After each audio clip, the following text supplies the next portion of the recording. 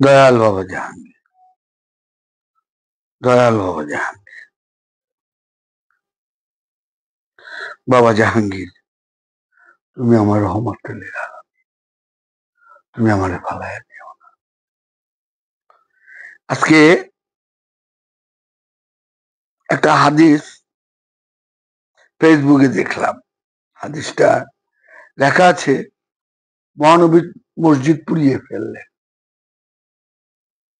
হযরত হানজালার পিতা আবু আমার ছিলেন একজন খ্রিস্টান পাদ্রী। মদিনার লোকজন তারে খুব পছন্দ করতেন। তো মহানবী যখন ওই জায়গায় আসলেন, তখন তার ওই তার কাছে যে মানুষ আসা যাওয়া করতেন সেটা কমে গেলেন, সবাই মহানবীর কাছে যায়। তখন সে মদিনার 12 জন মুনাফেককে নিয়ে যা লিখছেন ফেসবুকে, আমি নিয়ে মিটিং কইরা উনি মহানবী যে মসজিদে ছিলেন তার থেকে কিছুটুকু দূরে সে আরেকটা মসজিদ তৈরি করলেন। তো মসজিদ তৈরি করলেন। এখন মহানবী তবুকের যুদ্ধে যাবেন, তখন গিয়ে বলতেছে, ইয়া রাসূলুল্লাহ, আপনি আমাদের মসজিদে প্রথমে 2 রাকাত নামাজ পড়ে উদ্বোধন করে দেন, তারপর আমরা নামাজ পড়ব। এখানে যা লিখছে। তো মহানবী বললেন, আচ্ছা আমি যুদ্ধের থেকে আসি তারপরে। তো ওরা এদিকে কি করছে, ওই মসজিদের ভিতরে একটা গর্ত তৈরি করছে, যে জায়গাটা মহানবী দাঁড়াবে। ওই গর্তের ভিতরে একটা বিষাক্ত সাপ রাখছেন, যে মহানবী এখানে দাঁড়াইলেই মহানবী এখানে যেই নামাজে যাবেন, পড়ে গেলে ওই গর্তের মধ্যে সাপে তারে কামড় দিবেন। এটা হলো তাদের প্ল্যান, এখানে যা লিখছে। তো মহানবী যুদ্ধ করে আসলেন। আসার পরে মহানবী তার সাহাবাদের বললেন, মশাল আছে? হ্যাঁ মশাল। চলো যাই। গিয়া প্রথমে গিয়ে মসজিদটা পুড়ে ফেললেন আগুন দিয়ে। পুরার পরে পরে বললেন এখানে নামাজ। মানে কথাটা এর জন্য বললাম যে আমরা কত রেশারেশি কইরা মসজিদ তৈরি করি। এমনও আছে 2 বাড়ি, কিছুদিন আগে এই ফেসবুক না পেপারে দেখলাম যে 2 বাড়িতে 2 জনের মসজিদ, এরকম রেশারেশির ব্যাপার আছে। বা যাই হোক, মানে আমি হাদিসটা তুলে ধরলাম, যে হাদিসটা বললেন এটাই, যে এই মসজিদ আল্লাহর ঘর, সমাজ গড়ার মূল কেন্দ্র। সেই মসজিদে কেনই পুড়িয়ে দিতে বলেছিলেন মহানবী, এ ব্যাপারে হযরত হানজালা রাদিয়াল্লাহু তাআলা আনহু পিতা ছিলেন আবু আমার ছিলেন একজন খ্রিস্টান পাদ্রী। মদিনার লোকজন তাকে পছন্দ করতেন। মহানবী আগমনের ঘটনার পর, ওই মহানবী আগমনের ঘটনাকে যখন ঘটলো, তখন দলে দলে মানুষ মহানবীর দিকে ঝুঁকলো। মহানবীর এই জনপ্রিয়তা কেড়ে যাওয়ায় আবু আমারের সহ্য হচ্ছিল না। তাই সে মদিনার 12 জন মুনাফিকের সাথে পরামর্শ করে মসজিদে কুবার খানিক দূরে একটি মসজিদ বানালো, যা মসজিদ এই জিরার নামে পরিচিত। মহানবী তখন তাবুকের যুদ্ধে ব্যস্ত ছিলেন। এই পরে ঘটনা নিয়ে লিখছে। তো এখানে হলো মহানবীও বলছেন মসজিদ পুড়ে ফেলার জন্য। কোন মসজিদ? এই যে বললেন যে মহানবীরে হত্যা করার জন্য যেখানে মহানবী দাঁড়ায় নামাজ পড়বেন, ওই জায়গা বিশাল গর্ত করছেন, ওখানে 2টা সাপ রাখছেন, ওই সাপের ভিতরে মহানবী পড়ে গেলে সে এই জিনিস। এই জন্য মহানবী বললেন তোমাদের মধ্যে মশাল আছে। যাই হোক, আমি এটা এমনি তুলে ধরলাম, কাউকে ছোট করার জন্য তুলিনি। বলছি দোষ কিন্তু মসজিদের না, দোষ হলো আমার নিয়তের। মসজিদ তো নেগেটিভ না, আমার নিয়ত হলো নেগেটিভ, আমার মানসিকতাটা হলো নেগেটিভ। আমরা মানুষকে ছোট করতে পারলেই খুব বড় হয়ে যায়। কতটুকু ভালোবাসা আমার মহানবী দিতেন যে বিধর্মীরা মহানবীর আলামিন বলতেন, তাদের ধন সম্পদ জমা রাখতেন। খেয়াল করেন তো, এটা কিন্তু ভালোবাসার কারণে হয়েছে, কোনো ইবাদতের কারণে হয়নি। তার ভালোবাসা, তার নিজেকে ছোট করে ফেলা, তাকে কেউ আগে সালাম দিতে পারেনি।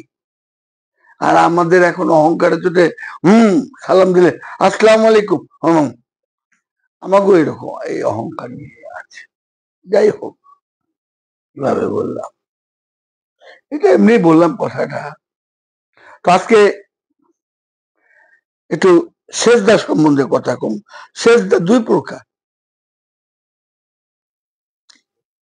একটা সেজদা হলো এজিদের সেজদা, আরেকটা সেজদা হলো ইমাম হোসেনের সেজদা। মুরিদ দুই প্রকার, একটা ইমাম হোসেনের মুরিদ, একটা এজিদের মুরিদ। খেয়াল করেন, একটা মাওলা আলীর মুরিদ আর একটা অন্যান্য সাহাবার মুরিদ।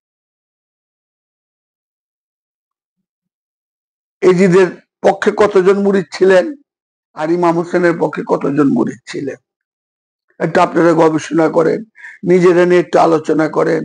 আমরা তো বিচার করে ফেলি, আহা উনার এত হাজার হাজার লাখ লাখ মুরিদ, বাবা জাহাঙ্গীরের 300-400 মুরিদ নাই।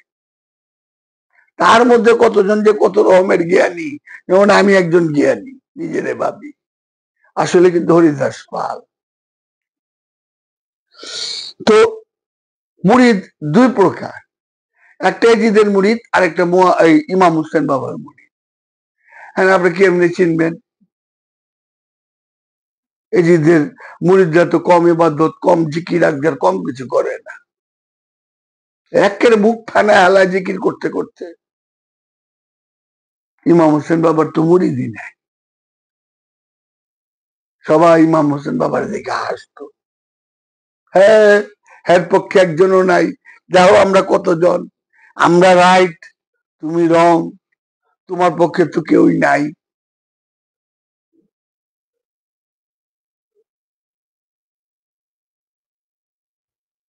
গবেষণাগুলি আমার ভিতরে নাই।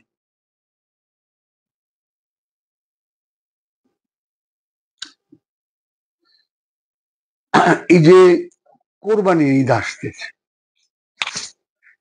আমি এমনি বলছি, আমাদের পীর মাশায়েখগণেরা সবাই এটা নিয়ে আলোচনা করতে পারেন যে কোরআন কোরবানির কথা কি বলছে।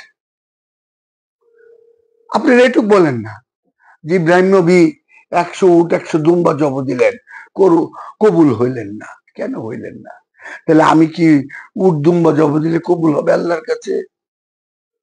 স্পষ্ট ডাইরেক্ট দেখাই গেলে, দেখেন তো চিন্তা করে, 100 উট 100 দুম্বা জব দিলেন, কবুল হইলেন না, তোমার প্রিয় জিনিসটারে কোরবানি দাও।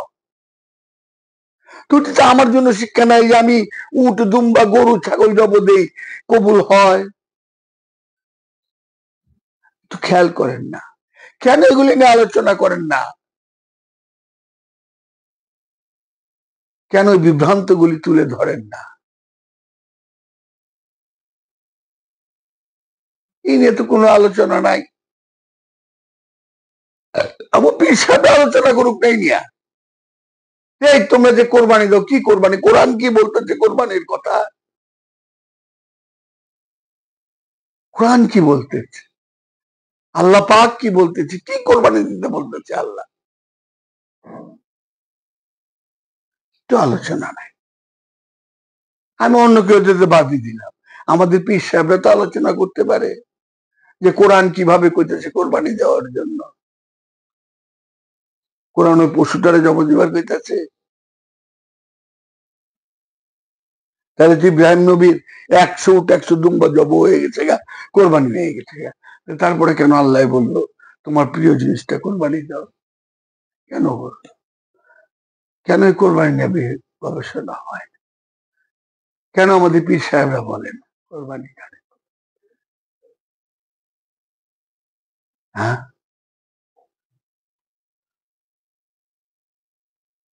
প্রেম পয়দা করার জন্য ধ্যান সাধনা লাগে। যার প্রেম, যার রহমত আইসা পড়ে, আমার মনে হয় না তার ধ্যান সাধনা লাগে, লোক লোক দেখানো ধ্যান সাধনা লাগে। যার ভিতরে প্রেম রহমত দান করে, তার লাগে না।